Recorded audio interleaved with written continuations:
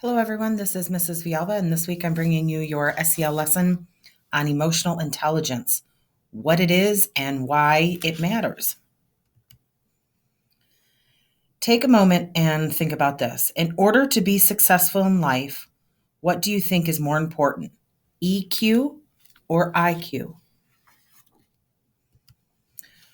When we talk about emotional intelligence, we're talking about the SEL competencies of all of them: insight, regulation, collaboration, connection, critical thinking, sensory motor integration, and mindset.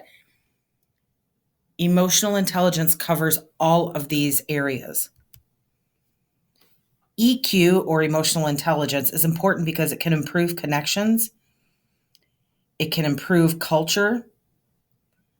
We need these skills like empathy, conflict resolution, know how of building and maintaining relationships, and EQ is what employers want. In general, EQ is thought to have four distinct characteristics that include self-awareness, self-management, social awareness, and social management. You need SEL skills to be emotionally intelligent. So let's kind of backtrack. What is EQ?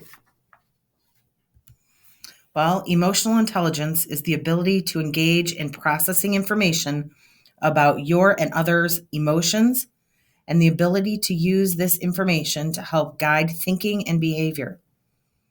Individuals high in emotional intelligence pay attention to, use, understand, and manage emotions, potentially benefiting themselves and others.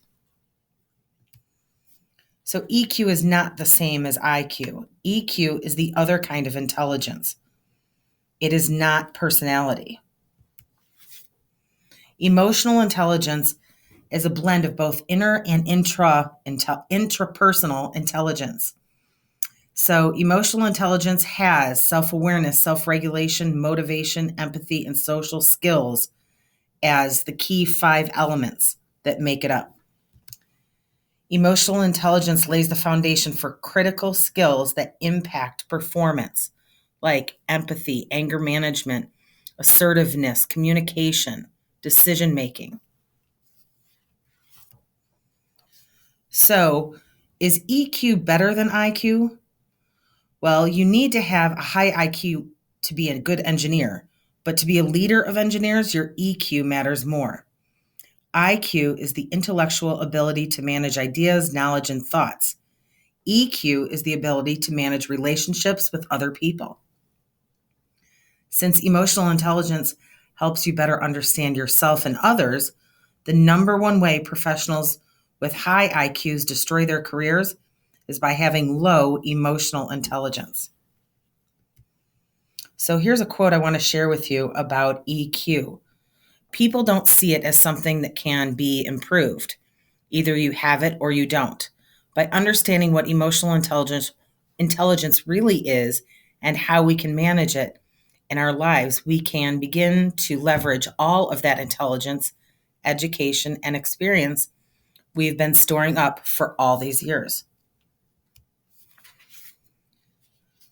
So, emotions help us understand others. First, we recognize emotions in ourselves, so self awareness. Then move to being able to recognize the emotions of others through body language, tone of voice, those types of things. And then finally, we use info to help us socially respond. Again, building and maintaining positive relationships, being able to show empathy, problem solve. So here's some characteristics of people with high emotional intelligence. They aren't afraid to change. They aren't afraid of change. They know what they're good at and what they can work on. They're empathetic. They're balanced. Often they're curious and open-minded and gracious, grateful, and happy. And then on the flip side, here's some characteristics of people with low emotional intelligence.